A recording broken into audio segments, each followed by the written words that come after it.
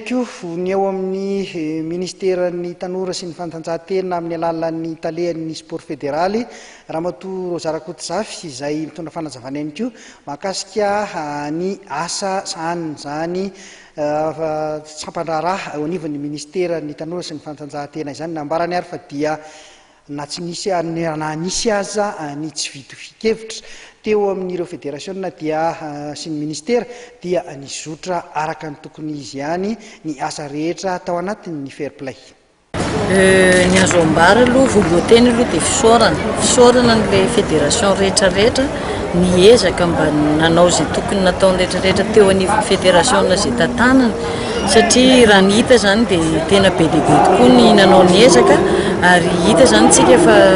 manana vokatra tsara zany tsika tamin'ny taona ity na dia tao fotsiny hoe nazahoantsika n'ireny titre tamin'ny kickboxing eo koa moa ny vokatra tany amin'ny lalao nosy tany amin'ny jeux africains ary tany amin'ny championnat rehetrarehetra natrehan'ny fédération isan-karazany zany dia eo koa ny organisation na compétition internationale izay natrehantsika teto Madagasikara izay tsy azontsika raha sy tamin'ny alalan'ireny fédération. Manahoana ny fifandraisan'ny ministera sy ireo fédération raha ho an'ity taona 2024? Raha ho an'ny taona 2024 aloha tsy misy ny olana, tsy misy mihitsy ny olana eo ministera sy ny fédération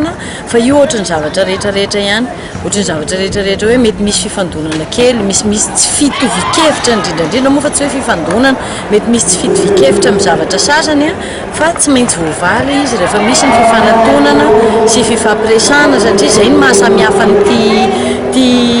sehatra anankiray ity zany hoe sehatra ny tontolon'ny fanatanjahantena, zany fanatanjahantena zany dia tokony hanjakan'ilay hoe fair play na avy any amin'ny ministeran'ny tanora sy fanatanjahantena na avy any amin'ny fédération isan-karazany. Afaka andro vitsivitsy dia hiatrika ny taona vaovao 2024 tsika raha ho an'ny sport fédéral manokana inona ny tena mety ho zavatra ngeza be miandry amin'ny taona 2024 be dia be ny zavatra tena miandry fa eo ny fanatrehanany élection ny fédération maromaro zany izy zany izay amin'ny 2024 iny eo koa nefa ny fandraisantsika ny CGSO izy atao aty Madagasikara koa zany izay mbola fédération koa mandray anjara ao anatin'ilay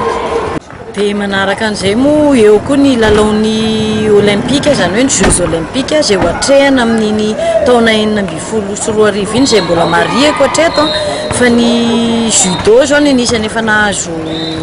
qualification dia eo koa ny tennis raha tsy diso izara zany amin'izy hoe champion d'Afrique anazy fa efa miezaka zany ny taranja sasany eo ny haltérophilie izy efa manao karazana qualification isan-karazany mba ahafahantsika manatrika an'io ary tsy latsa-danja amin'izay koa moa ny athlétisme izay manana athlète maro mila ravinahitra ny velany.